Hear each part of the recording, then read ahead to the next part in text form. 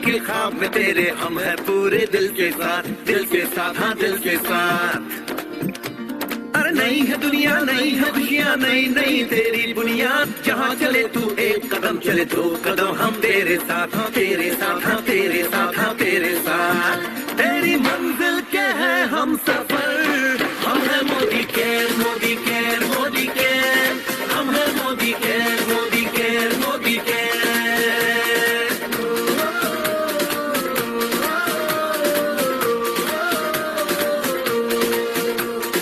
अनगिनत सपने आशाएं बिन बंदिश बिन सीमाएं, चाहे जो हालात बने हम साथ खड़े हैं हम साए। कदम मिलाकर चलने को हम जान हथेली पर लाए, जान हथेली पर लाए हाँ जान हथेली पर लाए। और तेरी उम्मीद और तेरी उम्मीद तेरी उम्मीद से बढ़कर हम है Modi care Modi care Modi care, हम है Modi care Modi care Modi care.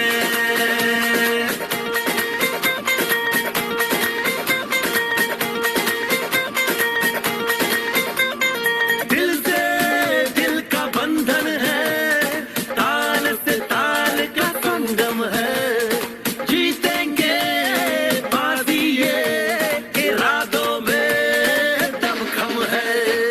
हसरत से बढ़कर मोदी केयर है, चाहत से बढ़कर मोदी केयर है, जुनून से बढ़कर मोदी केयर है, सपनों से बढ़कर मोदी केयर है, परवानों से बढ़कर हम है Modi care Modi care Modi care, हम है Modi care Modi care Modi care.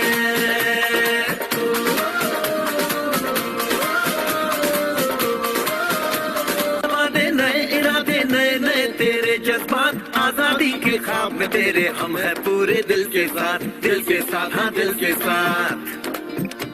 अरे नहीं है दुनिया नहीं है खुशियाँ नहीं तेरी बुनियाद, जहाँ चले तू एक कदम चले दो कदम हम तेरे साथ हाँ तेरे साथ हाँ तेरे साथ हाँ तेरे साथ। तेरी मंजिल के है हम सफर, हम है Modi care Modi care Modi care, हम है Modi care Modi care Modi care.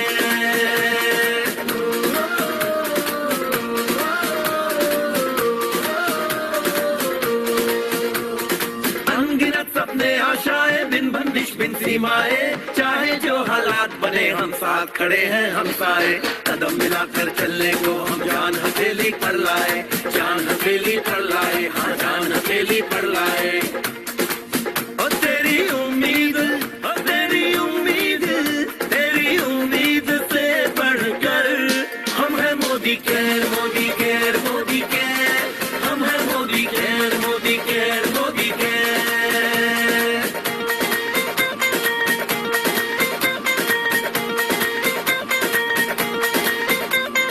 दिल से दिल का बंधन है, ताल से ताल का संगम है, जीतेंगे बाजी ये इरादों में दमखम है। हसरत से बढ़कर मोदी केयर है, चाहत से बढ़कर मोदी केयर है, जुनून से बढ़कर मोदी केयर है, सपनों से बढ़कर मोदी केयर है, परवानों से बढ़कर हम है Modi care Modi care Modi care, हम है Modi care Modi care Modi care.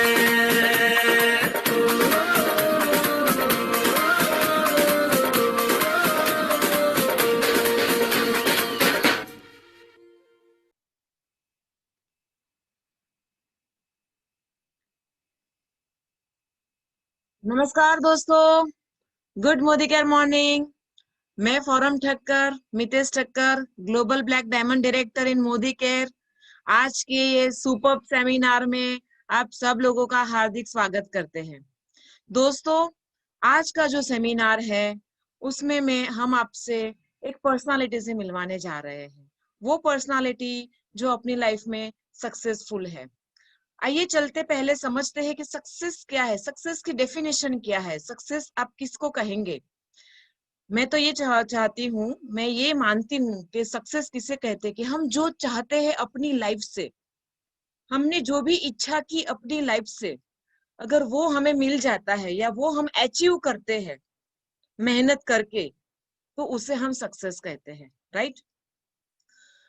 जैसे कि अगर मुझे स्विमिंग करना नहीं आता है और मैं स्विमिंग सीखती हूँ, तो मेरी सक्सेस हुई। मुझे गाड़ी चलाना नहीं आता है और मैं वो सीख गई, उसमें मैंने महारत हासिल की, तो मैं सक्सेसफुल हूँ उसके अंदर। यानी कि मैंने इच्छा की और मैंने अपनी लाइफ में वो अचीव किया, इसे कहते हैं सक्सेस, राइट। हम सभी लोग यहाँ पे आए हैं मोदी केयर में सक्सेसफुल बनने के लिए, राइट दोस्तों। तो मोदी केयर में सक्सेसफुल हम तभी हो पाएंगे जब हम सक्सेस स्टोरी सुनेंगे।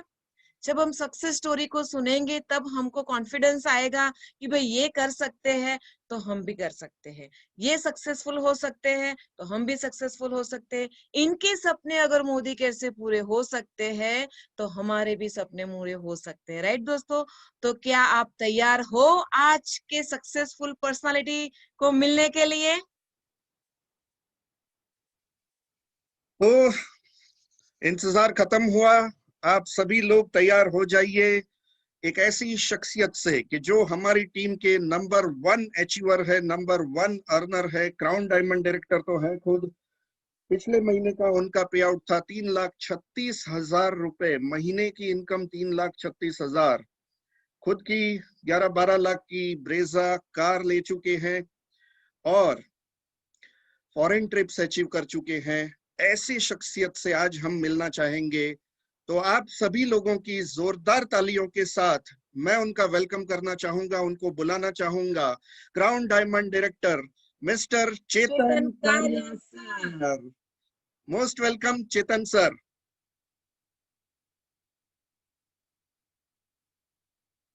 Over to you sir, Chetan sir, over to you. Good Modi morning. Good morning, good morning.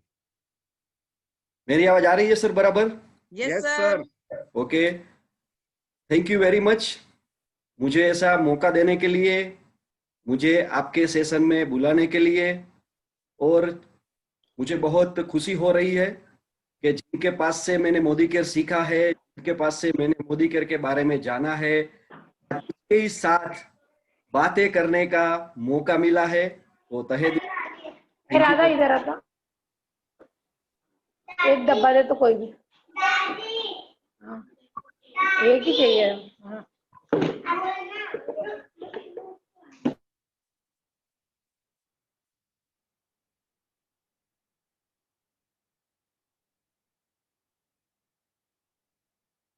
Sir बहुत अच्छा लगा आपको यहाँ पर देख के। वैसे तो हम रेगुलर मिलते रहते हैं, लेकिन आज मुझे बहुत खुशी हो रही है कि आपकी जो स्टोरी है वो आप हमारे जो भी व्यूअर्स है, हमारे जो भी मोदी केयर कंसल्टेंट है, उन्हें आप सुनाए, ताकि कहीं ना कहीं कोई ना कोई सक्सेसफुल नहीं हो रहे हैं तो कुछ ना कुछ उनको मार्गदर्शन मिले ताकि वो लोग भी सक्सेसफुल हो जाए। सर हम शुरुआत करते हैं, आप ही की कहानी, आपकी जुबानी, आपको ही हमें बताना है। तो सर शुरुआत करते हैं, हमें बताइए आपका बैकग्राउंड थोड़ा सा हम जानना चाहेंगे सर। आपका फैमिली बैकग्राउंड कैसा रहा? क्या आपके फादर करते थे, दादाजी करते थे, और किस हिसाब से आपका फैमिली बैकग्राउंड था? ओके, सबसे पहले मैं भगवान को थैंक्स कहना चाहूंगा जिन्होंने मुझे मनुष्य जन्म दिया, और वो भी हमारे भारत देश में, और वो भी बिजनेस क्लास फैमिली में। मेरा जन्म गांधी जी की जन्मभूमि पोरबंदर में हुआ है, और मेरा जो नेटिव है वो है माणावदर, जूनागढ़ डिस्ट्रिक्ट। और मेरे पापा श्री हसमुख भाई एम कारिया के अलग अलग 4 बिजनेस थे। हम सब लोग साथ में रहते थे। मैंने दादा को तो देखा नहीं क्योंकि दादा तो बहुत साल पहले ही गुजर चुके थे दुनिया से, लेकिन मेरी दादी, पापा, मम्मी और हम 4 भाई बहन, और भाई बहन में मैं सबसे बड़ा हूँ। तो ये मेरा बैकग्राउंड है। और पापा बिजनेसमैन थे। पापा के अलग अलग 4 बिजनेस थे उस टाइम। रेशनिंग की दुकान थी, केरोसिन के होलसेलर डिस्ट्रीब्यूटर थे, कंस्ट्रक्शन का बिजनेस था, कॉटन का बिजनेस था। तो मतलब एक बिजनेस फैमिली वाला माहौल था। और पापा की सोच बड़ी थी, बड़े सपने देखते थे, उन्हें पूरा करते थे और एक अच्छी लाइफस्टाइल खुद जी रहे थे। और हम सब लोगों को एक अच्छी लाइफस्टाइल उन्होंने पहले से ही दे रखी थी। ओके, यानी कि पहले से ही आपको पैसों की ऐसे कभी भी कमी नहीं हुई। आप पहले से अच्छे खानदान से हैं और अच्छी आपकी इनकम हो रही थी, यानी पैसों की तकलीफ आपने ऐसी मेरे ख्याल से नहीं देखी है जैसे कई सारे मिडिल क्लास फैमिली तकलीफ देखते हैं और तकलीफ भरा जीवन गुजार देते हैं। तो ऐसी तकलीफें शायद आपको बचपन में नहीं आई थी, राइट? राइट। ओके सर, मैं और एक सवाल पूछना चाहूंगा कि आपकी बचपन से लेके जवानी तक लाइफ कैसी रही, क्या क्या आपके एक्सपीरियंस रहे, जरा शेयर कीजिए। आप कोई एक्स्ट्रा एक्टिविटी में इन्वॉल्व थे या नहीं, या सिर्फ पढ़ाई करते थे? आपका एजुकेशन है बी केमिकल इंजीनियर हुए हैं, तो किस तरीके से आपने ये सब कुछ किया? जैसे मैंने बताया, पापा के 4 अलग अलग बिजनेस थे। हमारे घर में 10 से 12 सर्वेंट थे, एम्प्लॉय थे। घर में भी मतलब झाड़ू पोछा वाले, कपड़े धोने वाले, बर्तन धोने वाले। और पापा की अगर बात करूं तो बहुत बड़ा स्टाफ था, दुकान में भी लोग थे, हमारा पर्सनल अकाउंटेंट था उस टाइम।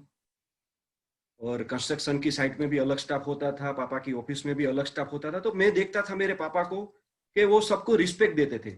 जनरली कैसा होता है कि अगर हमारे सर्वेंट होते हैं या हमारे एम्प्लॉय होते हैं तो उन्हें ज्यादा रिस्पेक्ट नहीं मिलता, लेकिन मेरे पापा ने मुझे पहले से ही सिखाया था कि चेतन, तुम्हें सबको रिस्पेक्ट देना है, आप मुझे देखो। तो मैं मेरे पापा को देख के मैं भी वही स्टाइल से जी रहा हूँ, सबको रिस्पेक्ट देना है, चाहे छोटा हो या बड़ा आदमी हो। मुझे पढ़ाई लिखाई में बहुत शौक था, मतलब पहले से ही इंटरेस्ट था। तो मैंने मेरा स्कूली एजुकेशन हमारे माणावदर में लाइन स्कूल करके है, वहां से केजी से लेके 12th साइंस तक मैंने वहां से ही मेरा कंप्लीट किया, एक ही स्कूल में। तो उसके लिए मैं लकी हूँ कि मेरा एजुकेशन एक ही स्कूल में हुआ। और 1 से 10 स्टैंडर्ड में मैं टॉप 10 में आता था, और 11th 12th साइंस में मैं हमेशा स्कूल में फर्स्ट रैंक आता था। तो मेरा एजुकेशन बहुत अच्छा रहा। और बचपन से ही मुझे कुछ करने की एक जुनून था।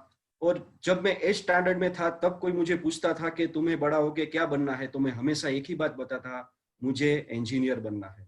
तो वही सपनों को जीते जीते मैंने 12th साइंस कंप्लीट किया, और 11th 12th साइंस में भी मेरे 82% थे। इसीलिए मुझे इजीली केमिकल इंजीनियरिंग में एडमिशन मिल गया। और पापा के जो बिजनेस थे उसमें भी मुझे इंटरेस्ट था। तो जब भी मुझे स्कूल से टाइम मिलता था तो मैं हमेशा दुकान पे जाता था। हमारी केरोसिन की जो होलसेलर डिस्ट्रीब्यूटरशिप थी वहां पे जाता था। हमारी रेस्टिंग की दुकान है अभी भी, वहां पे भी मैं बैठता था। मतलब मुझे सब कुछ आता था। बचपन से ही पापा ने मुझे बिजनेस में डाइवर्ट किया था, क्योंकि उनको पता था वैसे हमारे फैमिली में कोई ऐसा ज्यादा पढ़ा लिखा नहीं होता, हमारी कास्ट ऐसी है कि ज्यादा बिजनेस की ही सोचते थे। तो पापा ने भी ऐसा सोचा कि चेतन को ही अपने जो बिजनेस है उसमें ही इन्वॉल्व करूं। और मुझे कंस्ट्रक्शन में भी इंटरेस्ट था, तो मैं वहां साइट पे भी जाता था, लेकिन वो मैं स्कूल के साथ साथ जाता था। तो एक मुझे इंसिडेंट याद है कि जब मेरी 10th की एजुकेशन कंप्लीट हुई तो मेरे पापा ने मुझे एक अलग से दुकान करके दी। वो है दुकान थी मधुरम ट्रेडर्स करके माणावदर में, और होलसेल ऑयल की दुकान, मतलब ground nut oil, cotton seed oil, जो ऑयल आते हैं उनकी होलसेल और रिटेल की दुकान मुझे अलग से करके दी पार्टनरशिप में। तो मैं वहां पे भी जाता था। मुझे तो पहले से ही बिजनेस में इंटरेस्ट था, तो मैं हर एक जगह पे देखने के लिए जाता था, बैठता था, काउंटर पे बैठता था, जैसे कि लेती देती करता था। पापा बैंक में भी भेजते थे तो मैं जाता था। तो ये मुझे अच्छा लगता था। लेकिन जब मेरा 10th का वेकेशन कंप्लीट हुआ, यानी कि 11th साइंस में मेरा एडमिशन हुआ, तो फिर मैंने दुकान पे जाना बंद कर दिया। तो पापा ने एक बार बोला कि चेतन, मैंने तेरे लिए इतनी अच्छी दुकान सेट की है, इतना इन्वेस्टमेंट किया है, और तू तो जाता नहीं है। मैंने पापा से बात की कि मैंने तो आपको बोला ही नहीं कि मेरे लिए दुकान सेट करो। तो बोले क्यों, तुम्हें बिजनेस नहीं करना है? मैंने बोला आपके तो अलग अलग 4 बिजनेस है, और एक नई दुकान की, वो भी होलसेलर रिटेलर की। हालांकि दुकान बहुत अच्छी थी, अच्छा भी लगता था वहां पे बैठ के, लेकिन मुझे तो पढ़ाई करनी थी। तो इस वजह से हमारे घर में मम्मी पापा और मेरे बीच में बातें होती रहती थी। फिर मेरे मम्मी मुझे सपोर्ट करती थी उस टाइम कि चेतन को अभी पढ़ाई करना है तो उनको पढ़ाई करना, तो बिजनेस तो बाद में भी संभाला जा सकता है। फिर मैंने मेरे पापा को भी बताया कि देखो, हमारे फैमिली में तो इतना कोई पढ़ा लिखा नहीं है, लेकिन मुझे इंजीनियर बनना है। लेकिन मेरे पापा है ना हमेशा मुझे सपोर्ट करते थे। मुझे मेरे पापा के पहले से ही गर्व था। वो एक एडवांस चलते थे, उसकी भी थोड़ी बात कर देता हूँ। जब मैं सेकंड स्टैंडर्ड, फर्स्ट या सेकंड में था तो मुझे साइकिल चलाना उन्होंने सिखाया, और जब मैं फिफ्थ स्टैंडर्ड में था तो मुझे टू व्हीलर सिखाया, यानी कि बाइक। तब ल्यूना आती थी, ल्यूना सिखाया था, फिर होंडा सिखाया था। और जब मैं एट स्टैंडर्ड में था तो मुझे डायरेक्ट कार सिखाई। हमारे घर के ही बाजू में एक बहुत बड़ा ग्राउंड था जिसको हम हाई स्कूल का ग्राउंड बोलते थे, क्लब बोलते थे उनको। वहां पे हमारी जो एम्बेसडर कार थी, वो मतलब मैंने पहली कार जो सीखी मेरी लाइफ में, वो एम्बेसडर कार सीखी। आप सोच सकते हो कितनी हैवी होती है वो डीजल एम्बेसडर कार। तो वो कार मैंने सीखी। पापा मेरे बाजू में बैठते थे, मुझे सिखाते थे स्टीयरिंग पकड़ना, ये आज भी मुझे याद है। और फिर हमारे घर पे उस टाइम कार भी थी, एम्बेसडर कार थी, फिर फियाट थी, मारुति फ्रंटी थी। और 10th स्टैंडर्ड में मैं अच्छा मतलब ड्राइवर भी बन चुका था। मैं हाईवे का मतलब मुझे हाईवे पे पापा चलाने देते थे 10th स्टैंडर्ड में। तो मुझे अच्छा लगता था, मेरे पापा एडवांस में थे। और उस टाइम हमारे पास अच्छा घर था, लेकिन पापा ने वो पूरा रिकंस्ट्रक्ट किया था, और वहां पे 200 स्क्वायर यार्ड में पापा ने एक बहुत बड़ा बंगलो बनाया था। ये बात कर रहा हूं मैं 1990 की, और 94 में हमारा बंगलो बन गया था। उसका नाम था शिव चरण, क्योंकि मेरे पापा शंकर भगवान को बहुत मानते थे। तो पहले से ही मैं लग्जरियस लाइफस्टाइल जी रहा था। आपने सही कहा सर, मुझे कभी पैसों की कमी नहीं थी, और इसलिए मेरा माइंडसेट पहले से ही ऐसा था। और मैं भगवान में पहले से ही बिलीव करता हूँ। मैं एक स्पिरिचुअल पर्सन हूँ, तो भगवान में मैं बहुत बिलीव करता हूँ। पहले से मेरा माइंडसेट है, मेरा सबकॉन्शियस माइंड में ही वो चीज फिट है कि मुझे पैसों की कभी कमी नहीं होगी। तो इस तरह से मैं अच्छी लाइफस्टाइल जी रहा था। पढ़ाई का शौक था तो पढ़ाई भी मैंने की। और पापा ने एक अच्छी लाइफस्टाइल दे रखी थी कि जैसे अभी पिज्जा और सब आता है, बर्गर, उस टाइम 1991 में दाबेली लॉन्च हुई थी हमारे भारत में। तो हम माणावदर से जूनागढ़ मतलब 36 किलोमीटर होता है, तो खाली दाबेली और पानीपुरी खाने माणावदर से जूनागढ़ 36 किलोमीटर बाई कार जाते थे। और पापा का ऐसा मानना था कि सभी जगह पे कार में ही जाना है। कभी भी मुझे बस में बैठने ही नहीं दिया जब तक मैं कॉलेज में नहीं आया तब तक। और कार लेके हम जूनागढ़ तो मतलब वीकली जाते थे। सोमनाथ वेरावल जाना होता था, द्वारिका जाना होता था, पोरबंदर जाना होता था, राजकोट तक बार बार जाते थे। मतलब महीने में 2-3 बार तो ऐसे ही घूमने जाते थे। और फिर कार लेके हम मुंबई तक गए हैं घूमने के लिए बहुत बार। और पापा को एक बार दिमाग में आया तो हम लोग देहरादून तक, मसूरी तक बाय कार गए थे, यानी कि हरिद्वार, गोकुल, मथुरा। हमने 96 में बहुत बड़ी यात्रा की थी 17 दिन की, वो भी बाय कार। तो ये मैं क्यों बता रहा हूं, क्योंकि एक पहले से ही अच्छी लाइफस्टाइल जी रहे थे, इसलिए मेरी सोच पहले से ही बड़ी थी। लेकिन मुझे पता था कि ये जो कुछ मैं एंजॉय कर रहा हूं वो मेरे पापा के पैसों पे, मतलब पापा की कैपेबिलिटी पे मैं कर रहा हूं, लेकिन मुझे कुछ करना था। इसलिए मैं मेरे पापा को भी हमेशा बताता था, आपका जो भी बिजनेस है आप हैंडल करो, मैं मेरा खुद का बिजनेस करूंगा, मैं मेरी खुद का एक आइडेंटिटी बनाऊंगा। क्योंकि हमारा जो शहर था माणावदर और जूनागढ़, पापा की बहुत अच्छी पहचान थी, तो उनके नाम से सब लोग मुझे जानते थे। जब भी मैं जाता था तो हमेशा बोलता था ये हसमुख भाई का बेटा है, हसमुख भाई का लड़का है। लेकिन पापा भी मुझे बोलते थे कि तुम्हें अपने नाम से कोई नहीं पहचानता। मैंने उस दिन मेरे पापा को बोला था कि एक दिन ऐसा आएगा कि आप मेरे नाम से जाने जाओगे। और सही में ऐसा हुआ। जब मेरा केमिकल इंजीनियरिंग कंप्लीट हुआ तो वहां पे एक विद्यार्थी समारोह था जो मैंने ही अरेंजमेंट किया था 2000 की साल में, 2000 में। लेकिन जब अनाउंसमेंट हुआ कि चेतन कारिया के पापा और मम्मी जहां पे भी हो स्टेज पे आ जाए, तो मेरे पापा ने मुझे घर पे आके बोला कि तूने वो करके दिखा दिया, आज तेरे नाम से मैं जाना जाता हूं पूरी कास्ट में। तो एक मेरा वो ड्रीम कंप्लीट हुआ कि मैं मेरे नाम से जाना जाऊं। पापा का तो नाम बड़ा ही था, लेकिन मुझे भी कुछ बड़ा करना था। वेरी गुड चेतन ग्रेट सर। Great great. यानी कि आपकी जो परवरिश हुई उसमें आपका पापा का बहुत बड़ा रोल है, और उनके ही आदर्शों के ऊपर आप चल रहे हो, और उन्होंने जैसी लाइफ बनाई अपनी वैसी लाइफ आप अपनी बनाना चाहते हो, और ऐसी बना भी रहे हो। वेरी गुड सर, बहुत अच्छे एक्सपीरियंस रहे। हम लोग हमारे आसपास के एक्सपीरियंस से ही सब कुछ सीखते हैं और डिसाइड करते हैं कि हमें भी हमारी लाइफ में ये चाहिए ही चाहिए। सर, आप मोदी केयर में आए, उससे पहले की आपकी प्रोफेशनल लाइफ कैसी रही, क्या आपने किया सर? ओके, मैंने मेरा केमिकल इंजीनियरिंग राजकोट से कंप्लीट किया है, वीवीपी इंजीनियरिंग कॉलेज राजकोट, और वहां पे भी मेरा डिस्टिंक्शन था। मैं वहां पे भी अच्छे एरिया में रह रहा था, जहाँ पे राजकोट का एक अच्छा एरिया है कालावा रोड करके, वहां पे रानी टावर के पीछे वहाँ पे रहते थे वृंदावन सोसाइटी में, और मेरी कॉलेज वहाँ से 8 किलोमीटर थी। पापा ने मुझे वहाँ पे भी बाइक दे रखा था और मेरी बाइक का नंबर बहुत अच्छा था 500। तो पूरे राजकोट में वो भी फेमस हो गया था कि 500 नंबर का बाइक निकलता है तो वो मेरा बाइक होगा। तो वहाँ पे अच्छी एजुकेशन ली। 2000 में मैंने जुलाई 2000 में मैंने मेरी एजुकेशन कंप्लीट की केमिकल इंजीनियरिंग की डिस्टिंक्शन के साथ। और जब मेरा पहला इंटरव्यू था Gujarat state fertilizer and chemical limited Baroda GSFC Vadodara पे मेरा इंटरव्यू था 2001 में after completion of my engineering. तो मुझे इंटरव्यू में बताया गया था, वो एक ट्रेनिंग था, स्टाइफंड जहाँ पे मिलता है, एक ट्रेनिंग 1 साल की रहती है, वो मेरा ट्रेनिंग कोर्स था। तो मुझे 2 ऑप्शन दिए गए थे, एक जामनगर मोटी खावड़ी GSFC और एक सूरत के बाजू में कोसंबा है GSFC। तो इंटरव्यू में जब मैंने कहा कि मुझे सिलेक्शन चाहिए कोसंबा GSFC में, तो जो इंटरव्यू ले रहा था उन्होंने मुझे पूछा कि तुमने तो कभी कोसंबा देखा नहीं है। मैंने सोचा सर मैंने नहीं देखा है कोसंबा, कहाँ पे वो भी मुझे पता नहीं है। तो बोले तुम जामनगर क्यों नहीं चले जाते, तुम्हारा जो मानावदर है वो नजदीक है, राजकोट में तुमने पढ़ाई की है। लेकिन मुझे पहले से ही ऐसा था बड़ौदा और राजकोट के बीच में सेट होना है, क्योंकि यहाँ पे ही बहुत सारी केमिकल इंडस्ट्री है, भरूच में, अंकलेश्वर में, बड़ौदा में और सूरत हजीरा में। तो मैंने वो डिसीजन लिया कि मुझे सूरत आना है। और फिर 8 जून 2001 को मैं मेरा केमिकल इंजीनियरिंग की बुक्स और मेरा जो लगेज था वो लेके मैं सूरत आया था और वहां से मेरी जर्नी स्टार्ट हुई। और 2 साल मैंने केमिकल इंडस्ट्री में वर्क किया। लेकिन मुझे ऐसा लगता था, जो बचपन में मैंने ख्वाब देखे थे कि मुझे इंजीनियर बनना है और बड़े बड़े प्लांट में मुझे काम करना है, लेकिन जब मैं प्लांट में गया तो मुझे लगा कि मशीन के साथ काम करना मुझे अच्छा नहीं लगता था। और जहां पे मैं काम कर रहा था कोसंबा GSFC में, वहां पे 700 डिग्री वाला वो रिएक्टर था 4 माले का, अगर उसके बाजू में ही जाए ना तो पूरा स्वेट आ जाता था, मतलब। तो मुझे लगता था कि ये लाइफ तो अच्छी नहीं है, पापा ने जो लाइफ दी थी कंफर्ट जोन वाली लाइफ, लेकिन ये तो पूरा डिस्कम्फर्ट हो गया है। तो मैंने सोचा कि यहाँ पे जॉब नहीं करना है। इस वजह से मैंने डिसीजन लिया और मैंने मेरा इंजीनियरिंग का फील्ड टोटली चेंज कर दिया। और फिर मैं जब एक बार पेपर में ऐड आई थी ICICI बैंक की, तो मैं ICICI बैंक के इंटरव्यू में गया।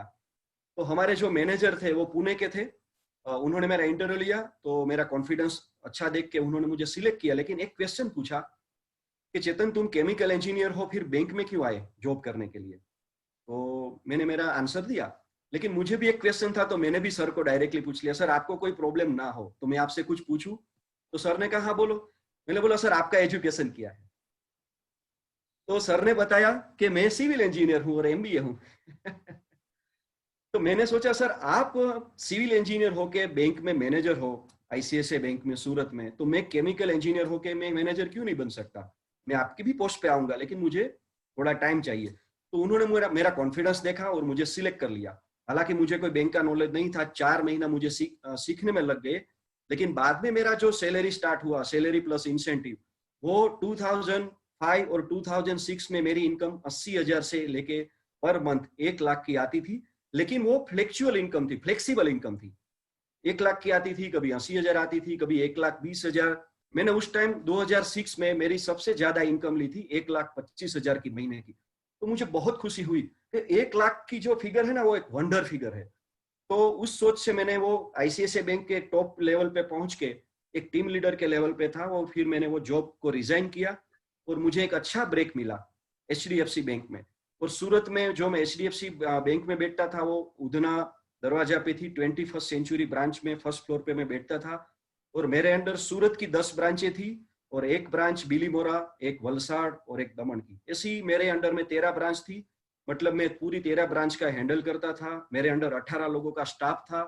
लेकिन अगर उसकी बात करूं तो 2008, 9, 10 में बहुत बड़ी मनी क्राइसिस चल रही थी, तो बैंक में भी इतना सारा प्रेशर था। मतलब मेरा एक पर्सनल केबिन था अच्छा AC वाला, लेकिन AC में बैठे बैठे भी गर्मी आती थी, मतलब। तो आप समझ सकते हो कितना बैंक में प्रेशर होता है। फिर मैंने सोचा कि, और मुझे एक फील्ड और अच्छा लग गया था, जैसे केमिकल इंजीनियरिंग का फील्ड छोड़ा और बैंक में आया था, बैंकिंग इंश्योरेंस में काम किया। फिर मुझे ऐसा लगा, जब मैं प्रॉपर्टी विजिट में जाता था बैंक में, होम लोन डिपार्टमेंट में, तो मुझे ऐसा लगा कि बैंक से ज्यादा पैसे रियल एस्टेट में है। तो फिर मैंने गियर मेरा चेंज किया, क्योंकि मुझे होना हो लाइफ में, वही लोग सक्सेसफुल होते हैं जो सही वक्त पर अपना गियर बदलते हैं। चाहे वो लाइफ की रेस हो या गाड़ी की, लेकिन सही वक्त पर गियर बदलना है। तो 2011 में मैंने मेरा गियर चेंज किया, बैंक को रिजाइन किया और रियल एस्टेट में चला गया। मुंबई की बहुत बड़ी रियल एस्टेट कंपनी आकृति सिटी लिमिटेड का प्रोजेक्ट जो हमारे सूरत में है, अडाजन में, उनके 4 प्रोजेक्ट गुजरात में लॉन्च हो चुके थे। एक सूरत, एक बड़ौदा मकरपुरा, एक अहमदाबाद गीता मंदिर और एक महसाणा मोढेरा सर्कल। तो मेरा जो सिलेक्शन हुआ सूरत में, वहीं पे भी मुझे यही क्वेश्चन आया कि चेतन तुम इंजीनियर हो, बैंक में मैनेजर थे, रियल एस्टेट में क्या करोगे? मैंने वही सेम रिप्लाई दिया कि अगर आप सिखाने के लिए तैयार हो तो मैं सीखने के लिए तैयार हूँ। वहां पे मेरा सिलेक्शन हो गया और फिर मैं अडाजन के जो प्रोजेक्ट है जो अभी भी चल रहा है, वहां पे मैं एज ए मैनेजर अपॉइंट हुआ और वहां पे भी मैंने 4 साल जॉब की। पैसे तो बहुत सारे आते थे, मैं मशीन में गिनता था, लेकिन मुझे ऐसा मन में होता था कि मेरे पापा के जो पैसे आते थे उस टाइम महीने के 5 लाख 10 लाख, वो मेरे नहीं आ रहे, खाली मैं गिन रहा हूँ। तो मुझे वो दिमाग में वाइब्रेशन चालू हो गया था 2013-14 में कि मुझे अभी जॉब नहीं करनी है, क्योंकि मेरे पापा भी बिजनेसमैन थे और मैं भी बिजनेस माइंडेड हूँ, तो मैं जॉब क्यों करूँ? तो इस वजह से केमिकल इंजीनियरिंग करने के बाद 13 साल मैंने जॉब की, 2 साल फिर खुद का बिजनेस भी किया और 2015-16 तक मैंने मेरा ट्रेडिशनल बिजनेस किया, रियल एस्टेट का और होम फाइनेंस का। Great sir, great. यानी कि आपने सभी तरह के एक्सपीरियंस कर लिए हैं, जॉब भी कर ली, खुद का बिजनेस भी कर लिया रियल एस्टेट का। तो मैं ये जानना चाहूंगा कि आप नेटवर्किंग में कैसे आए? यानी कि आप नेटवर्क मार्केटिंग से पहले से वाकिफ थे, आपने कोई और कंपनी में काम किया था, या मोदी केयर में आप जब आए तब आपका ये फर्स्ट एक्सपीरियंस था, या प्रीवियस भी कोई एक्सपीरियंस थे? तो मोदी केयर में आप किस तरीके से आए और क्या देखा आपने मोदी केयर में? उसकी भी एक अच्छी स्टोरी है सर, मैं बताना चाहूंगा कि जब मैं 2002 में जीएसएफसी में था, कोसंबा नाइलॉन 66 प्लांट में एज ए केमिकल इंजीनियर, वहां पे मेरे एक सीनियर थे जिसका नाम मैं बड़े गर्व से लेना चाहूंगा, मिस्टर भरत सिंह चावड़ा करके। वो दहेज में भरूच में रहते थे और अप डाउन करते थे कोसंबा। तो जब भी टाइम मिलता था सर मुझे अपनी केबिन में बुलाते थे। सूरत में 2 लड़के थे, एक चिराग करके था और मैं चेतन, मतलब 2 लड़के सूरत से थे केमिकल इंजीनियर जो वहां पे ट्रेनिंग में थे। तो मुझे और चिराग को उनकी पर्सनल केबिन में बुलाते थे, तो मुझे अच्छा लगता था सर के साथ बात करते हुए, क्योंकि वो सर केमिकल इंजीनियर तो थे ही, एमबीए भी थे, उनके वाइफ कॉलेज में प्रोफेसर थे भरूच में, उनका बहुत अच्छा प्रोफाइल था। लेकिन उन्होंने मुझे कुछ सपने के बारे में बताया, सोच के बारे में बताया, और मुझे हमेशा पूछते रहते थे कि चेतन तुम्हारा ड्रीम्स क्या है, तुम अपनी लाइफ में क्या करना चाहते हो? तो मैं मेरे बड़े बड़े ड्रीम्स बताता था उनको, लेकिन मेरे पास जो बंदा था चिराग करके, वो बताता था कि चेतन ये कुछ गलत काम हो रहा है, क्योंकि वो जैसी बातें करते, हम लोग तो आते हैं यहाँ पे इंजीनियरिंग की पढ़ाई करने, लेकिन बातें कैसी करते हैं सर, ड्रीम की। और सर ऐसा भी पूछते थे कि तुम्हारा फेवरेट मूवी कौन सा है, तुम्हारा फेवरेट सॉन्ग कौन सा है? तो मैं तो बिंदास बोलता था मेरा फेवरेट मूवी ये है, मेरा फेवरेट सॉन्ग ये है। तो वहां से मुझे थोड़ा ऐसा लगा कि सर कुछ मुझे कहना चाहते थे। फिर जब प्लांट में टाइम मिलता था तो सर ने मुझे बताया कि चेतन मैं एक फॉरेन की कंपनी में काम कर रहा हूँ, डायरेक्ट सेलिंग में, अमेरिका की कंपनी थी। तो उन्होंने मुझे बताया कि आप काम करो, और सर से मैंने पूछा कि सर आप क्यों इस बिजनेस में हो? तो सर ने मुझे अपना ड्रीम्स बताया, बहुत सारे गोल बताए। तो मुझे लगा कि ये तो मेरे ही सारे ड्रीम्स है, मेरे ही गोल है। फिर मेरा प्रोफाइल के बारे में सर ने जाना, तो वहां से 2002 में, फरवरी 2002 में मैंने नेटवर्क मार्केटिंग की शुरुआत की। और सर ने मेरे पास एक कमिटमेंट लिया था कि चेतन अगर तुम्हें लाइफ में आगे बढ़ना हो तो एक भी ट्रेनिंग सेमिनार मीटिंग मिस मत करो। और सर मेरे लिए भरूच से सूरत आते थे, मैंने सर को मना किया कि सर मेरे लिए आपको नहीं आना है, मैं मेरा कमिटमेंट लूंगा कि मैं हर बुधवार को जो मीटिंग होती थी सूरत में मैं डेफिनेटली जाऊंगा। तो सर को मेरे पे भरोसा था कि बोले चेतन ने बोला है तो जाएगा। तो मैं, तब मेरे पास स्कूटी थी सूरत में व्हाइट कलर की, मैं स्कूटी लेके जाता था, और मुझे पता है तब पेट्रोल का भाव 50-60 रुपए था, तो जाना आना नवसारी बाजार तक आते थे तो 50 रुपए का पेट्रोल खत्म हो जाता था। लेकिन मैंने कमिटमेंट लिया था कि मुझे हर हाल में वीकली मीटिंग में जाना है। तो इस तरह से 2002-03 में, मतलब जॉब के साथ मैंने पार्ट टाइम में डायरेक्ट सेलिंग का एक्सपीरियंस लिया, मुझे बहुत अच्छा लगा। मुझे ऐसा मालूम हुआ कि यही बिजनेस मेरे लिए है और ये बिजनेस मेरे सपने पूरे कर सकता है, क्योंकि यहाँ पे टाइम फ्रीडम मिलता है और मनी फ्रीडम मिलता है।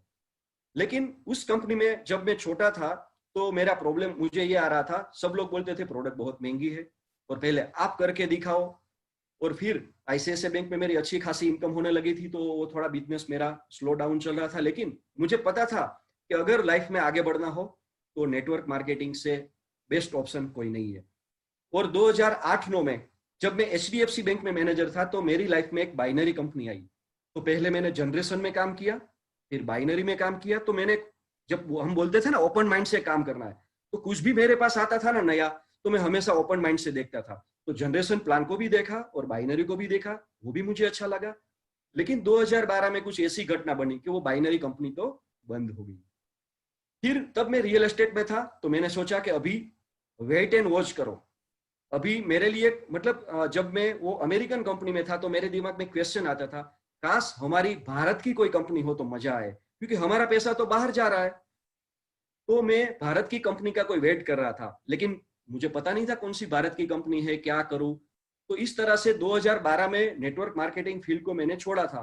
लेकिन मेरे दिमाग में था, अगर लाइफ में आगे बढ़ना हो, सक्सेसफुल होना हो और आपको पीस ऑफ माइंड चाहिए, पैसिव इनकम चाहिए, तो आपको डायरेक्ट सेलिंग करना है।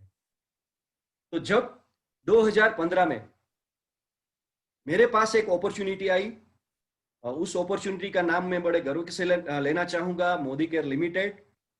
और मेरे एक फ्रेंड थे जो पिपलोद में रहते थे, उन्होंने मुझे एक बार फोन किया कि चेतन भाई आप कहाँ पे हो।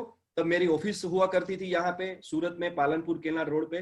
मैं मेरी ऑफिस पे ही था और मेरी ऑफिस पे मुझे मिलने के लिए आए। अभी देखो, दोस्त का कोई फोन आता है तो मना नहीं कर सकते, और मुझे पता है कि वो भी एक टैलेंटेड पर्सन था, तो कुछ आएगा तो मेरे भले के लिए आएगा, ये मेरी सोच थी कि कोई भी अगर मुझसे मिलने आएगा तो मेरी भले के लिए आएगा।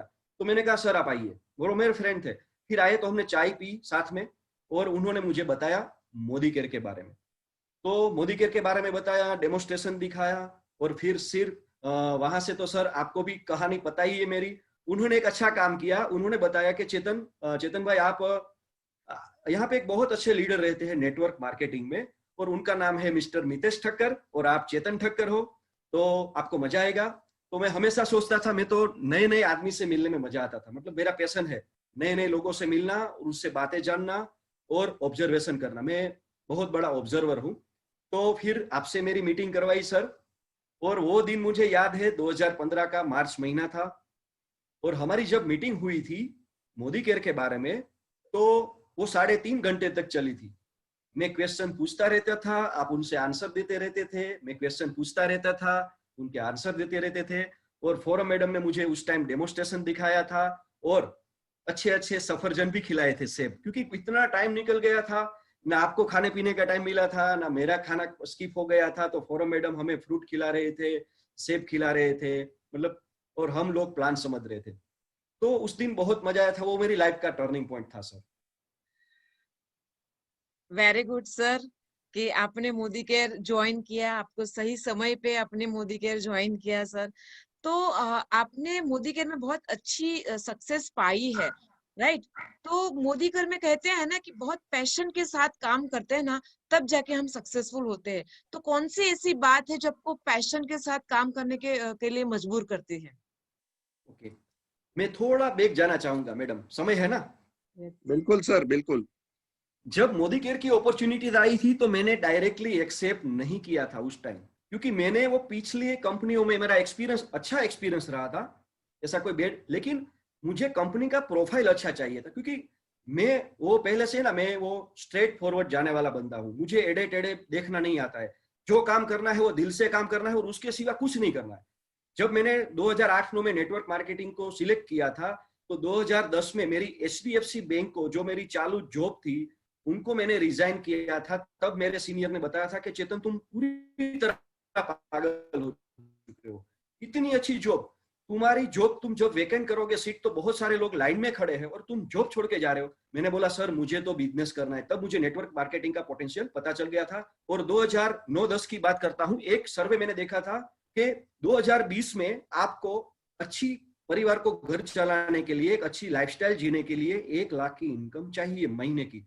लेकिन जो बंदा मुझे दिखाने आया था वो मुंबई से आया था, मर्सिडीज लेके, उनका एजुकेशन था 10 फेल में बेटा था।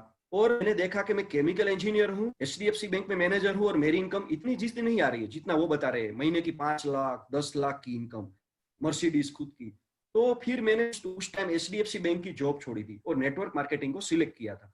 लेकिन जब मोदी केयर आया मेरे पास तो मैंने डायरेक्टली मोदी केयर सिलेक्ट नहीं किया था। अच्छा मुझे लगा एजेंट का, सर मुझे बहुत बार फोन के लिए बुलाया, लेकिन मैंने सर को बोला था कि सर आपको मेरे पीछे लगने की जरूरत नहीं है, मैं आपकी ऑफिस पे आऊंगा। बहुत सारे मेरे क्वेश्चन होते थे, 4, 5, 6 मीटिंग हुई, पर एक दिन ऐसा आया कि मितेश सर और आपने मुझे बताया कि चेतन सर आप अभी डिसीजन नहीं ले पा रहे हो, तो हमारे सूरत में 5 अप्रैल 2015 को हमारे सीनियर अल्पेश गज्जर सर का सेमिनार है, फुल डे वर्कशॉप, और उसकी टिकट है 500। तो मैंने यूं आपसे टिकट लिया था क्योंकि मुझे पता था कि वो सेमिनार मेरी जिंदगी बदल सकता है।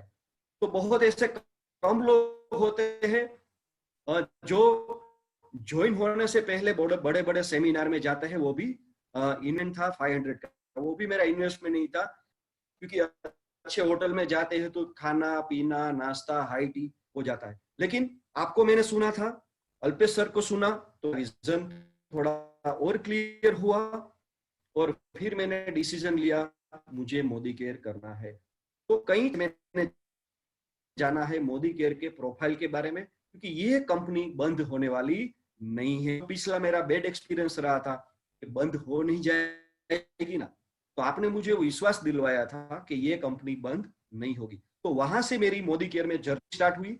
लेकिन उस टाइम क्या था, मेरा वो रियल एस्टेट का प्रोजेक्ट का चल रहा था, हम बिल्डर के साथ रह के हम पूरा बुकिंग करते थे, तो वो मेरा प्रोजेक्ट का डेडलाइन दिसंबर तक था। लेकिन जब दिसंबर में मेरा वो कंप्लीशन हुआ तो जनवरी 2016, 1 जनवरी 2016 से मैंने डिसाइड किया, और आपके साथ भी मैंने मीटिंग की थी, कि मुझे अभी फुल टाइम मोदी केयर करना है।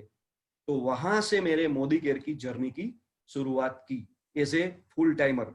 बाकी जो मैं करता था बैंक का, रियल एस्टेट का, वो सब मैंने छोड़ दिया। पूरा फोकस मैंने उस टाइम मोदी केयर को लगाया था। और फिर क्या हुआ, लेकिन शुरू में सबको चैलेंजेस आते हैं। मैंने सूरत पहले ऐसे ही सोचा था मैं सूरत में अपना नेटवर्क बनाऊं, लेकिन वो सूरत से कब मेरी जो टीम थी वो सौराष्ट्र पहुंच गई, तो फिर मैं सौराष्ट्र भी जाता था। और मेरा जो छोटा भाई है मिस्टर कैलाश कारिया, वो राजकोट में रहते हैं, तो राजकोट भी मेरा आना जाना होता था, सूरत में भी मैं रहता था। तो मैंने ऐसे सोचा कि मैं सूरत और राजकोट पैरेलल डेवलप करूं। तो इस तरह से मोदी केयर में मेरी जर्नी की शुरुआत हुई 2016 में। Great sir, great. मुझे आज भी वो दिन याद है कि जब हम आपके बिजनेस में चाहिए वैसा ग्रोथ नहीं हो पा रहा था, काफी चैलेंजेस आपको आ रहे थे, आप कई बार मायूस भी हो जाते थे। और मुझे वो गांधीनगर से अहमदाबाद के रोड पे आने वाला वो दिन अभी तक याद है, जब हमने करीब 1.5 घंटा बैठ के प्लानिंग किया था। तो सर आपने और क्या क्या चैलेंजेस फेस किए? क्या आपको शुरुआत से चाहिए वैसी सफलताएं मिल रही थी या नहीं मिल रही थी? आप किस तरीके से मानसिक रूप से स्ट्रांग थे कि आपने डिसीजन लिया था कि नहीं, करना है तो मोदी केयर ही करना है? और क्या कभी आपको ऐसा डिसीजन लेने के लिए मजबूर हालात ने किया कि मोदी केयर अब छोड़ दूं या फिर जॉब ज्वाइन कर लूं, या क्या उस वक्त आपकी मानसिक परिस्थिति रही थी? यस सर, जब मैंने 1 जनवरी 2016 से ये डिसीजन लिया कि मुझे मोदी केयर फुल टाइम करना है, बाकी सब कुछ छोड़ देना है, क्योंकि मैंने मोना विजन देखा था कि यहाँ पे बहुत पैसे मिलते हैं, और उस टाइम मैं बहुत खुश नसीब हूँ। सुरेखा मैम का मैंने फुल डे वर्कशॉप अटेंड किया था, आपके पास मैंने ट्रेनिंग ली थी, अल्पेश सर की ट्रेनिंग ली थी, और सुरेखा मैम को जब मैंने देखा तो मेरा सबसे बड़ा विजन क्लियर हुआ कि ये एक लेडी है जो इंडिया में नंबर 1 है, और कई सालों से मुझे ऐसी कंपनी चाहिए थी जो कई सालों से चालू हो। मैंने बहुत लीडर देखे थे नेटवर्क मार्केटिंग में, बड़े बड़े बातें करते थे स्टेज पे, 5 लाख 10 लाख, लेकिन जब चेक की बात आती थी तो कोई नहीं दिखाता था। लेकिन आपने मुझे अपना चेक दिखाया था, अल्पेश सर का मैंने चेक देखा था, सुरेखा मैम के बारे में सोचा था, और मेरा माइंड क्लियर हो गया। तब सुरेखा मैम ने बताया था कि मैंने टोटल 56 कंट्री मतलब एज ए वर्ल्ड टूर घूमने गई हूं मैं फैमिली के साथ, और 1.5 करोड़ की मर्सिडीज ली है, मेरा इतना 10 करोड़ का फ्लैट है, इतना घर है। तो मेरा विजन क्लियर हो गया कि ये ही एक बिजनेस है जो मेरे पापा मुझे लाइफ दे रहे थे, उससे भी अच्छी, वो तो लाइफस्टाइल में जी ही सकूंगा, लेकिन उससे भी बढ़िया लाइफस्टाइल में अपने दम पे जीऊंगा। तो फिर जनवरी 2016 में मैंने डिसीजन लिया फुल टाइम काम करने का। लेकिन देखो, स्ट्रगल जब आती है ना तो ही सक्सेस का मजा आता है। ऐसे इजीली सक्सेस मिल जाती है ना तो कभी मजा लाइफ में नहीं आता है। तो स्ट्रगल तो आनी ही चाहिए, और वैसी स्ट्रगल मेरी लाइफ में आई, वो जो शुरुआत के 6 महीने थे वो तो बहुत मेरे लिए वो के ना मेरी माइंड को बहुत डिस्टर्ब किया हुआ था। मैं बहुत मेहनत करता था, मुझे नेटवर्क मार्केटिंग का एक्सपीरियंस था, कैसे टीम डेवलप करना है, लीडरशिप लेके काम करना है, तो मैंने वो सब कुछ किया था जो मुझे करना चाहिए था और जो आपने भी सिखाया था, लेकिन मेरा ग्रोथ नहीं हो पा रहा था। लेकिन मेरे साथ जो जुड़ते थे आपकी टीम में बहुत सारे ऐसे लोग थे, वो भी लेडी लीडर, फटाफट आगे बढ़ते थे। कोई 23,000 पे, कोई 88,000 पे, कोई 1 लाख पे, और मैं अटका था 8,000 पे। शुरुआत के 6 महीने में तो मेरा चेक आता था 7,800, 8,800, 8,600। तो मुझे तो लग रहा था कि मेरा ग्रोथ क्यों नहीं हो रहा है। हालांकि मुझे अपने आप पे भरोसा था, मेरे नसीब पे भी भरोसा था, क्योंकि जब हम मेहनत करते हैं तो नसीब तो हमारा साथ देता ही है। तो मुझे पहले से ही पता था, क्योंकि मैंने मेरे पापा को भी देखा था मेहनत करके। लेकिन सबका एक सही टाइम होता है, मैं भी वो सही समय का इंतजार कर रहा था। आपके पास मैंने स्ट्रक्चर के बारे में नॉलेज लिया, एलपीबी के बारे में नॉलेज लिया, लेकिन देखो नॉलेज पहले लेना होता है फिर आता है। लोग क्या करते हैं, जब मैं किसी के साथ बात करता हूँ प्लान के बारे में, सर आएगा तब सीखेंगे। आता कब है, जब हम सीखते हैं। तो मैंने बहुत सीखा था एलपीबी के बारे में, और मुझे टीम में से ही पूछते रहते थे, सर एलपीबी आया? हर महीने मेरा एक कलीग था, वो मुझे पूछते रहते थे सर मैंने उनको सामने से बोला अगर एलपीबी आया ना तो मैं आपको सामने से फोन करूंगा। अभी एलपीबी नहीं आया है। तो वो जो महीना था वो मुझे आज भी याद है, वो मई 2016 का महीना था, जब मैं थोड़ा मेंटली वो डिस्टर्ब था। मतलब वो ऐसे कि मुझे अभी क्या करना है, क्योंकि मेरा जो मंथली एक्सपेंस था वो मैं कैसे भी करूं, इस साइड कान पकड़ू या इस साइड पकड़ू, महीने के 30,000 तो मुझे चाहिए ही चाहिए थे। लेकिन मोदी केयर में से 8,000 आ रहा था। तो मेरी जो बैंक बैलेंस थी, जो मैंने कैलकुलेटेड रिस्क लिया था, वो तो एटीएम से कम होता जा रहा था। तो लास्ट मेरे पास जब 50,000 बचे थे एटीएम में, तब मैंने आपके साथ दिल खोल के बात की थी कि सर अभी ऐसी ऐसी हालत है, अभी मेरे पास खाली 50,000 बचे हैं, और वो अगर मैं थोड़ी भी कर कसर करूंगा तो भी 2 महीना चलेगा। हालांकि मेरा 30,000 का एक्सपेंस था, मैं सूरत में भी डेवलप कर रहा था और राजकोट में भी डेवलप कर रहा था, आना जाना। और उस टाइम मैंने एसटी बस में भी ट्रैवल किया है, क्योंकि तब मेरे पास थी मारुति फ्रंटी सीएनजी वाली। तो सूरत में रहती थी, लेकिन मैं राजकोट कैसे लेके जाऊं मारुति फ्रंटी। तो फिर मैंने ऐसा सोचा मैं राजकोट में रख दूं। तो मैं राजकोट पार्क करके आता था और यहाँ पे बाइक चलाता था। शुरू में बाइक यहाँ पे पार्क करता था, राजकोट में मारुति फ्रंटी रखता था, फिर वो फ्रंटी लेके यहाँ पे आता था। लेकिन मुझे ऐसा लगता था ये मारुति फ्रंटी अच्छी नहीं वहां पे जाने में, यहाँ पे आने में। तो फिर मैंने सूरत रख दी थी और मैं बस में ट्रैवल करता था, एसटी बस में भी गया, ट्रैवल्स की बस में भी गया। तो इस तरह से जर्नी स्टार्ट हुई। फिर आपके पास मैंने स्ट्रक्चर का नॉलेज लिया, और कहता है ना एक सही समय का इंतजार, जो हम रियल में एक्चुअल में चाहते हैं वो हमें मिलता है। फिर ऐसा कुछ हुआ, अगले 2 महीने में मेरी मेहनत चालू ही थी, और जून 2016 का जो महीना था वो मेरा टर्निंग पॉइंट था। मेरा पहला मोदी केयर से एक अच्छा मैं चेक कह सकता हूँ 28,000 प्लस का आया। वो आज भी मुझे दिन याद है, जब मैं आपके घर पे आया था तो मेरे से ज्यादा तो फोरम मैडम बहुत खुश थे कि चेतन सर आपका 28,000 का चेक आया, अभी आपको डाउन नहीं करना है, अभी आपको अप जाना है। तभी मैंने मैडम को आपसे कमिटमेंट लिया था कि अभी तो मुझे आगे ही ग्रो करना है, लेकिन अब मुझे जो एक्सपेंस चाहिए महीने का 30,000, वो वहां पे मैं पहुंच गया हूं। तो अभी वो थोड़ा टेंशन नहीं है, क्योंकि उस टाइम ऐसी एक मेरी सिचुएशन आ गई थी कि पैसे खत्म होते जाते थे और मुझे बैंक से भी ऑफर आती थी, एक्सिस बैंक से, आईसीआईसीआई बैंक से, एचडीएफसी बैंक से और कोटक बैंक से। ऐसी 4 ऑफर आई थी एज ए सेल्स मैनेजर। लेकिन मैंने आपसे भी बात की थी कि सर अभी ऐसी सिचुएशन है, कंपलसरी मुझे जॉब करनी पड़ेगी। हालांकि मुझे जॉब नहीं करनी है, लेकिन वो समय ऐसा था, पैसों के लिए मजबूरी में जॉब करनी होती थी। वरना मेरा ऐसा ट्रैक रिकॉर्ड रहा है 2001 से, जिस फील्ड को मैंने छोड़ा है, चाहे वो केमिकल इंजीनियरिंग का फील्ड हो, बैंक का हो, रियल एस्टेट का, मैं पीछे मुड़ के कभी नहीं देखा हूं। और वो मुझे दिमाग में था कि चेतन अगर तू फिर बैंक में गया तो तेरा जो ट्रैक रिकॉर्ड है वो गलत हो जाएगा, फिर से मुड़ के जाना होगा। लेकिन मुझे आगे ही बढ़ना था। तो फिर मैंने मेहनत की, आपकी गाइडेंस के हिसाब से मैंने काम किया, और फिर तो मेरे चेक बढ़ते ही गए। सिस्टम के साथ काम किया। जुलाई में 53,000, अगस्त में 56,000 और सितंबर में 90,000, और दिवाली के टाइम जब आपका फोन आया था तब मैं राजकोट में था, 94,000 का चेक आया था। लेकिन मैंने आपको बताया था मुझे मिनिमम 1 लाख रुपए चाहिए मोदी केयर में से, लेकिन वो 6,000 मुझे कम आए थे, वो मुझे अच्छा नहीं लगा था। फिर भी खुशी थी कि 28,000 से फटाफट में 94,000 पे पहुंचा। और नवंबर 2016 में नोटबंदी थी, फिर भी मेरा 91,000 का चेक आया था। तब आपने भी मुझे पूछता था कि चेतन सर आप क्या करते हो, आपका स्ट्रक्चर इतना अच्छा है कि आपका चेक डाउन नहीं हुआ। 94 में से 91 आया, तो ये कोई डाउन नहीं होता, इतना तो वेरिएशन होता है। लेकिन जब मेरा वो टारगेट हिट किया, दिसंबर 2016 का मेरा चेक था 1,12,456 रुपीज का, तब वो मेरा टारगेट हिट हुआ और मुझे लगा कि नहीं, अभी मुझे वो मोदी केयर में जो मैं जिसके लिए आया हूँ वो इनकम पे मैं पहुंच गया हूँ। और वो मेरा टाइटल था प्रेसिडेंशियल डायरेक्टर। तो प्रेसिडेंशियल डायरेक्टर जब मैं बना था दिसंबर 2016 में, और उसी टाइम मेरा चेक था 1,12,456 का। और उससे थोड़ा आगे जाए तो अगले 3 महीने में मार्च 2017 में मेरा चेक था 2,10,000 का। वाह। यानी कि आप समझ सकते हो कि अगर पहले 6 महीने में खाली 8,000, इसलिए फिर 6 महीने में 1,12,000, और खाली 3 महीने में 2,10,000, और फिर अगले 3 महीने में जब हम महाबलेश्वर की टूर पे थे तो मेरा सबसे हाईएस्ट चेक आया था 2,51,000, मतलब 2,51,000। तो हर 3 महीने में मेरा 50,000 ग्रोथ होता था। फिर मेरा स्ट्रक्चर सही था और फिर मैंने पूरी टीम पे फोकस किया, क्योंकि मेरा तो एलपीबी आ रहा था, लेकिन मेरा पूरा फोकस था मेरी टीम में भी एलपीबी आना चाहिए। तो इस तरह से बहुत सारी चैलेंजेस के साथ मेरी जर्नी हुई। और सबसे बड़ी बात होती है डेमोस्ट्रेशन की। तो जब मैं नया नया था तो मैं फोरम मैडम को साथ में ले जाता था, क्योंकि आपकी तो ऑफिस चल रही थी, आप तो 9 साढ़े 9 बजे फ्री होते थे, तो आप हमेशा बोलते थे आप फोरम को ले जाओ। तो मैं हमेशा फोरम मैडम को साथ में ले जाता था।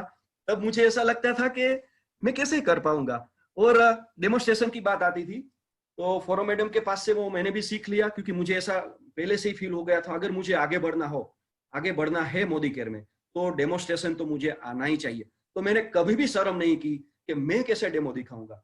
मैंने मैडम को भी बोला था, मैं आप 3-4 मीटिंग करो मेरे लिए, मैं फिर 5वां 6ठा मीटिंग मैं करूंगा, वो भी मैं डेमोस्ट्रेशन करके।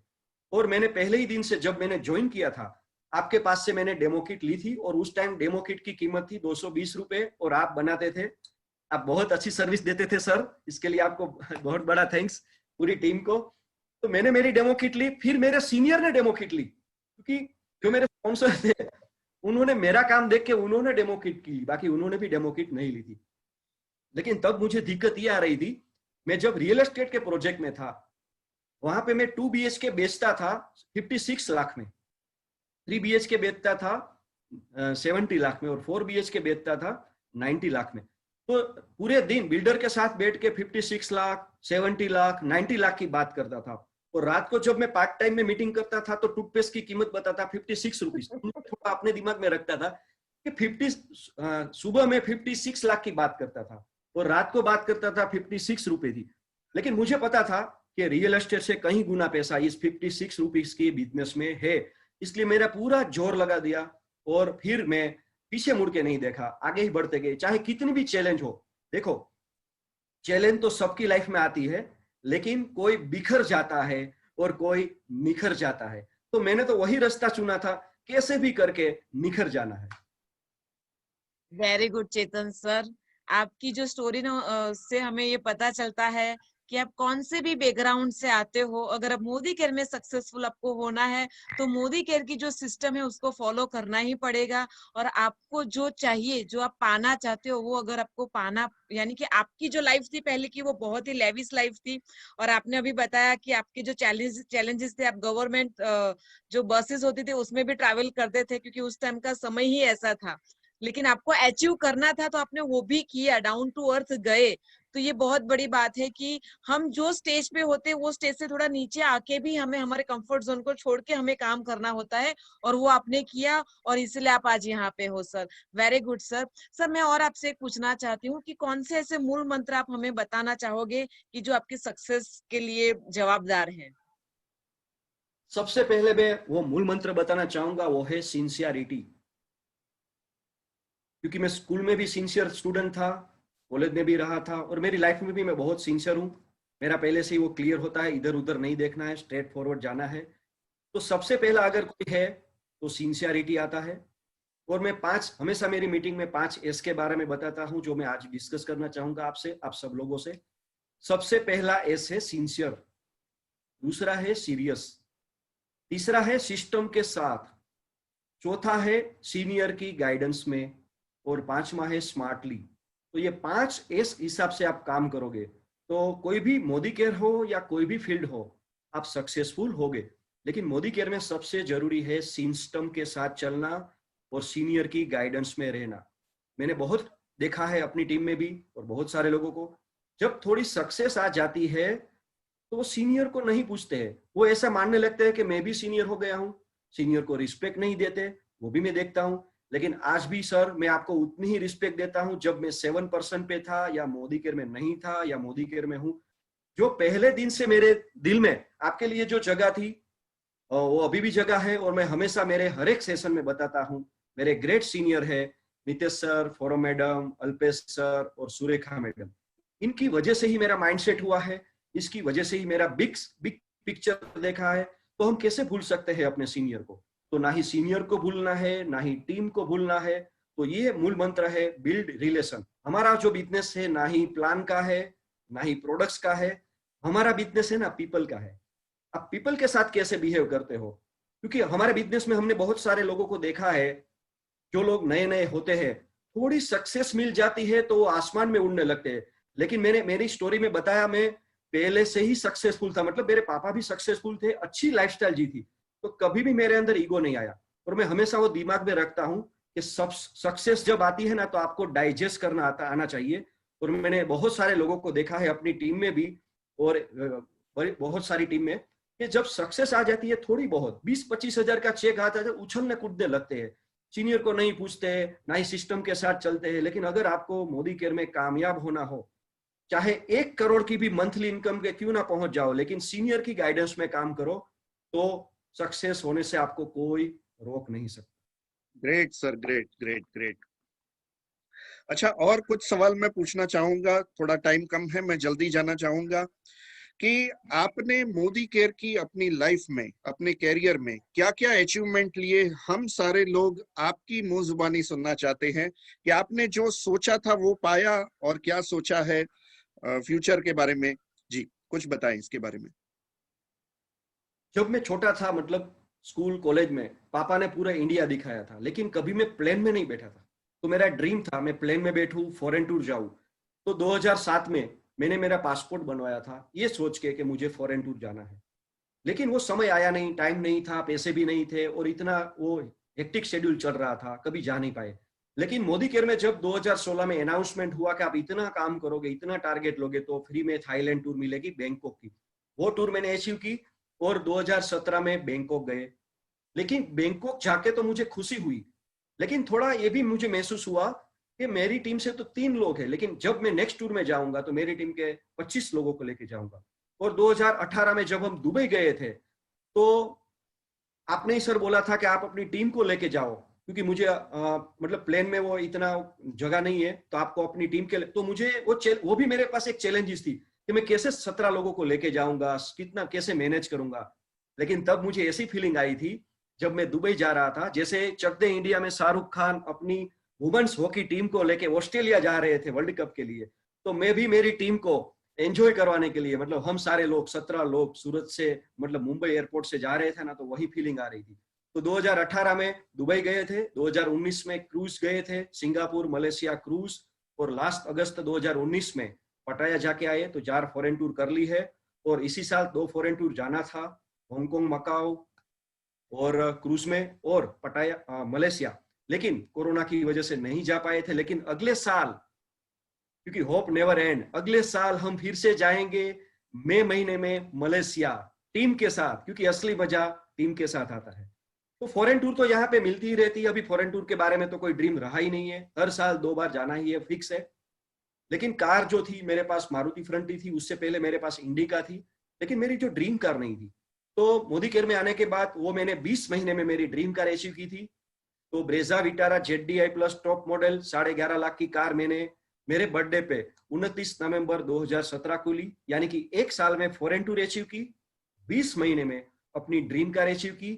और जब मेरे मोदी केयर में 49 मंथ कंप्लीट हुए तो मैंने मोदी केयर से टोटल 1 करोड़ की इनकम ले ली। मतलब मेरे पापा तो करोड़पति थे, लेकिन मैं मेरी फैमिली में पहला उनके बाद करोड़पति बना हूं, ये मुझे बहुत खुशी है। तो जैसे अमिताभ बच्चन जी बताते हैं कौन बनेगा करोड़पति में, कौन बनेगा करोड़पति, लेकिन मोदी केयर में हम बताते हैं कि यहाँ पे जो सिस्टम से काम करेगा वो सब बनेंगे करोड़पति।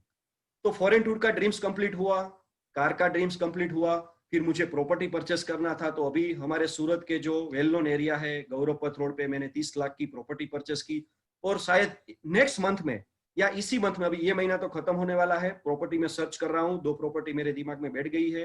3 BHK का 2 एलोटेड कार पार्किंग वाला लग्जरियस फ्लैट लेने जा रहा हूँ, 1 करोड़ प्लस का वो होगा। तो यहाँ पे अच्छी प्रॉपर्टी भी आ सकती है, फॉरेन टूर भी बन सकती है आपकी, और अच्छी खासी बैंक बैलेंस भी बन सकती है। यानी कि कोरोना हो या ना हो, आपको कोई मानसिक चिंता करने की जरूरत नहीं, यहाँ पे आपको मिलता है peace of mind. Sir, team के बारे में आप क्या कहना चाहेंगे कि टीम की अचीवमेंट में ही हमारी अचीवमेंट छुपी है, तो टीम को आगे बढ़ाने के लिए आप क्या क्या कोशिशें करते हैं? देखो सर, मेरे टीम के लिए मैंने गोल बनवाया है आने वाले 5 साल का 2025 में। अभी मेरी टीम में टोटल 7 कार आई है, लेकिन मेरा एक गोल है कि 2025 तक मेरी टीम में 108 कारें आएगी। 108 108 लोगों को 1 लाख की इनकम पे पहुंचाना है। मेरे 108 फिगर डिसाइड कर लिया है। 108 लोगों को 1 लाख की इनकम पे, 108 लोगों को कार दिलवानी है, 108 लोगों को प्रॉपर्टी दिलवानी है, और 1008 लोगों को फॉरेन टूर करवानी है मेरी टीम से। और ऐसे मैंने 12 से 15 नाम सिलेक्ट किए हैं मेरी टीम से, जो टीम 25 है, मैं यहाँ पे बताना चाहूंगा। अगर किसी का नाम छूट जाए तो मुझे माफ कर देना। वैसे तो मैं पूरा प्रिपरेशन करके आया हूँ मुझे किसका नाम लेना है, फिर भी अगर भूल हो जाए तो मुझे माफ कर देना। वो मेरे टीम से मैंने लोग सिलेक्ट किए हैं, मैं आपके साथ शेयर करना चाहता हूँ। बताऊंगा सर, आपकी इजाजत हो तो? बिल्कुल सर, बिल्कुल। मैंने मेरी टीम से 12 से 15 लोगों को सिलेक्ट किया है, जिसको मुझे 1 लाख की इनकम पे जल्द से जल्द पहुंचाना है। इसमें 2 लीडर तो मेरी टीम में 1 लाख पे पहुंच गए हैं। एक है मेरा भाई कैलाश कारिया, जो राजकोट में रहते हैं, और एक है Naina and Sandeep Parmar sir, Naina madam and Sandeep Parmar sir, जो राजकोट में। 2 बंदे हैं मेरी टीम में जो 1 लाख पे पहुंच गए। और अभी मेरी टीम में एक बहुत बड़ा लिस्ट है। कैलाश सर की टीम में उदय दावड़ा सर है भूज से, उनको 1 लाख पे पहुंचना है जल्द से जल्द। मुंबई की मेरी टीम में है हर्षद चौहान सर, यहाँ पे हमारे लीडर है सूरत के Nipah Gohil madam, Harshad Gohil sir, Mukesh Gohil sir, Atul Gohil sir. और सूरत की टीम में संजय कोटड़िया सर, चेतन पटोलिया सर, परेश पटोलिया जी, उनको पहुंचाना है। फिर दीपक करगथरा सर, उनकी टीम में राजकोट में रवि अबाणी सर, कार्तिक जसाणी सर। और हमारी टीम में एक जो राजकोट के मेरे एक लीडर है industrialist Harish Pipaliya sir, Ashwin Patel sir, और प्रवीण घोड़ासरा सर। तो ऐसे सारे लोगों को मैंने सिलेक्ट किया है। और मेरी जो टीम है जो अभी आगे बढ़ रही है, Alpa madam, Shilpa madam, Vaishali madam, Hetal madam, Sameer Mehta, फिर KM सोनी साहब, जो एक रिटायर्ड पर्सन है कस्टम ऑफिसर, उनको भी मुझे 1 लाख पे पहुंचाना है। तो ऐसे मैंने सारे लोग सिलेक्ट किए हैं जिनको मुझे फटाफट जल्द से जल्द 1 लाख पे कैसे भी करके पहुंचाना है। Very good sir, great great sir. Sir, आप हमारे जो मोदी केयर के कंसल्टेंट है, उन्हें क्या मैसेज देना चाहते हैं सर? वैसे तो मैंने बता ही दिया है सक्सेस मंत्र, लेकिन गलतियां तो सबसे होती है, और गलतियां होनी भी चाहिए, और गलतियां से हमें सीखना है। और फिर से रिपीट करना चाहूंगा, अगर आप अपने दिमाग से चलोगे, जैसे मैंने बहुत सारे एक्सपीरियंस लिए हैं, बैंक का, रियल एस्टेट का, केमिकल इंडस्ट्री का, अगर वो नॉलेज में लगाता मोदी केयर में, तो कभी मैं सक्सेसफुल नहीं हो पाता। लेकिन यहाँ पे आप आ गए हो मोदी केयर में, तो मोदी केयर की जो हमारी सिस्टम है उसके साथ काम करो। हमारे जो ग्रेट मेंटर है सुरेखा मैम, जो हर रोज ट्रेनिंग देते हैं, अल्पेश सर ट्रेनिंग देते हैं, Mitesh sir, forum madam training देते हैं। यानी आपके जो सक्सेसफुल, यहाँ पे मैं सीनियर नहीं बोलूंगा, आपके एक्टिव सक्सेसफुल लीडर, आपके एक्टिव सक्सेसफुल जो सीनियर है, उनको फॉलो करो। मैं स्पॉन्सर की बात नहीं कर रहा हूं। जैसे अभी मैं मेरे स्पॉन्सर का डुप्लीकेशन करने जाऊं, तो उन्होंने तो मोदी केयर कब का छोड़ रखा है, तो मोदी केयर में भी छोड़ देता। तो यानी कि दिमाग में क्या रखना है, अगर आपके स्पॉन्सर ने छोड़ दिया या उसके स्पॉन्सर ने छोड़ दिया, तो हमें ऊपर का अपलाइन ढूंढ लेना है, जो कौन सीरियसली सिस्टम के साथ काम कर रहा है, कौन एक्टिवली ग्रोइंग कर रहा है, उसको हमें फॉलो करना है। और मैं सबके लिए यही कहना चाहता हूं, जो हरिवंश राय बच्चन जी की जो एक पंक्ति है जो मुझे बहुत अच्छी लगती है, असफलता एक चुनौती है, उसे स्वीकार करो, कहां कमी रह गई है देखो और सुधार करो, जब तक ना हो सफल नींद चैन की त्यागो तुम, संघर्ष का मैदान मत छोड़ भागो तुम, कुछ किए बिना ही जय जयकार नहीं होती, और कोशिश करने वालों की कभी हार नहीं होती। Great sir, great great. Very good Chetan sir, आपने बहुत अच्छे एक्सपीरियंस हमारे साथ शेयर किए, और आप जो भी मोदी केयर से पाना चाहते हो, हालांकि आप काफी कुछ सक्सेसफुल हो ऑलरेडी, लेकिन मुझे पता है आपके और भी बहुत बड़े बड़े ड्रीम्स है जो आपने शेयर नहीं किए। तो आपके ड्रीम्स में जानना चाहती हूँ कि आप क्या पाना चाहते हो मोदी केयर से। और मेरी नेक्स्ट मंथ यानी कि सितंबर में मैं मेरा ड्रीम फ्लैट बुक करवाने जा रहा हूँ, वो तो फिक्स ही है। लेकिन उससे थोड़ा आगे फिर मैं मेरा एक फार्म हाउस लेने वाला हूँ सूरत ओलपाड एरिया में। और 2022-23 में मैं मेरी ब्लैक कलर की मर्सिडीज लेने जा रहा हूँ, यानी कि मारुति से मर्सिडीज का सफर वहां पे कंप्लीट होगा। और हमारी जो भारत की संस्कृति है उसमें नदी को माता कहा जाता है, गाय को माता कहा जाता है, धरती को माँ कहा जाता है। तो मेरे दिल में पहले से ही, क्योंकि मैं सबके सामने बताना चाहूंगा मैं भगवान श्री कृष्ण भगवान का बहुत बड़ा भक्त हूँ। तो भगवान श्री कृष्ण को गैया प्यारी थी और मुझे भी उसको देख के बहुत गौ माता से प्रेम है। तो आने वाले सालों में यानी कि 5 साल में मैं 5 एकड़ की जमीन लेके खुद की वहां पे मैं बड़ी गौशाला बनाने वाला हूं। लेकिन वो निराधार गौ के लिए होगी, ऐसा नहीं कि मुझे कोई दूध के लिए तबेला बनाना है। गौ माता की सेवा के लिए मुझे बहुत बड़ा गौशाला बनाना है। और यही मेरा सबसे बड़ा ड्रीम है, लास्ट ड्रीम जो कहते हैं ना लाइफ का। तो 2025 तक मुझे वो बहुत बड़ी गौशाला बनाना है। वो अभी मैं जगह भी देख रहा हूँ, क्या कि मेरा विजन क्लियर हो, मुझे कहाँ पे लेना है, कहाँ पे लेना है वो फिक्स है, लेकिन कौन सी वो जगह होगी वो मैं देख रहा हूँ। तो बहुत बड़ी गौशाला बनाना है, वहां पे मुझे नेचुरल ऑर्गेनिक खेती भी करनी है, वहां पे मेरा घर भी होगा। और एक और ड्रीम है, मुझे एक घोड़ा भी लेना है ब्लैक कलर का, पूरी साइड को मैं विजिट कर सकूं ऐसे चक्कर लगा लगा के, वो भी मेरा एक ड्रीम है। और मैंने टीम को भी बोला है कि जब भी आप चाहो तो मेरी वो नेचुरल प्लेस पे आप आके रुक सकते हो। वहां पे एक महाराज भी होगा खाना बनाने वाला, तो वो भी कोई टेंशन नहीं है। वहां पे एक मंदिर बनवाना है, बहुत सारे पेड़ लगवाने हैं। वो भी मेरे 2 अभियान है, एक तो गौशाला का अभियान है और पेड़ का अभियान है। क्योंकि हमें हमारी जो ग्लोबल वार्मिंग बढ़ रही है उसको हम वही कंट्रोल कर सकते हैं अगर पेड़ नहीं लगाए। तो प्लांटेशन में मुझे बहुत इंटरेस्ट है। तो एक प्लांटेशन का मेरा ग्रोथ है, एक ड्रीम है, और एक गौशाला का मेरा ड्रीम है। तो ये बहुत सारे, ये 2 बड़े मेरे ड्रीम्स है जो मुझे फुलफिल करने हैं। और जो मेरी गौशाला होगी बहुत बड़ी 5 एकड़ में, उसका नाम भी मैंने अभी से सोच लिया है, उसका नाम है गौलोक धाम। तो जैसा बताया जाता है कि मुझे जीते जी भी गौलोक धाम में रहना है और मरने के बाद गौलोक धाम में ही जाएंगे। तो वो भी मेरा विजन क्लियर है, क्योंकि हमारे संस्कृति में कहा जाता है हमारे में 4 पिलर होते हैं, धर्म, अर्थ, काम और मोक्ष। तो धर्म से पैसा कमाना, और मोदी केयर सबसे बड़ा धर्म है। देखो मोदी केयर में हम क्या करते हैं, जिसको मदद करते हैं। मुझे पहले से ड्रीम था मैं सबकी मदद करूं, तो मैं अभी भी मेरा वही ड्रीम है, मैं सब लोगों की, जितने ज्यादा लोगों की मदद हो सके उतनी कर सकूं। और इसीलिए मैंने मोदी केयर को चूज किया, क्योंकि वो इंसिडेंट मुझे याद आता है जब मैं HDFC बैंक में था। 18 का स्टाफ था, लेकिन कोई नया लड़का या लड़की बायोडेटा लेके आती थी मुझे कि सर मुझे जॉब दिलवाओ, तो मैं अप्रूवल लेने जाता था, मुझे अप्रूवल नहीं मिलता था। लेकिन मोदी केयर में अप्रूवल लेने की जरूरत नहीं है, आप सारे लोगों को रिक्रूट कर सकते हो, आप सारे लोगों को ज्वाइन कर सकते हो, उसकी मदद कर सकते हो। तो मोदी केयर में आने के बाद हमारी लाइफ, जो लाइफ ऑफ सक्सेस होती है, वो लाइफ बन गई है यहाँ पे लाइफ ऑफ सिग्निफिकेंस। तो यहाँ पे हम लाइफ ऑफ सिग्निफिकेंस जी रहे हैं। और जो हमारे साथ टीम में आता है उनके सारे ड्रीम्स फुलफिल करना, उसके लिए मैं कमिटेड हूँ। ग्रेट चेतन सर, बहुत बड़े और बहुत अच्छे ड्रीम्स है आपके। और मैं दुआ करती हूँ भगवान से कि आपके ये सारे ड्रीम्स मोदी केयर से पूरे हो, और इससे भी बड़े बड़े ड्रीम्स, आपके सारे जो भी ड्रीम्स है वो मोदी केयर से आप अचीव करो। Thank you so much sir, आप यहाँ पे आए, बहुत अच्छा लगा।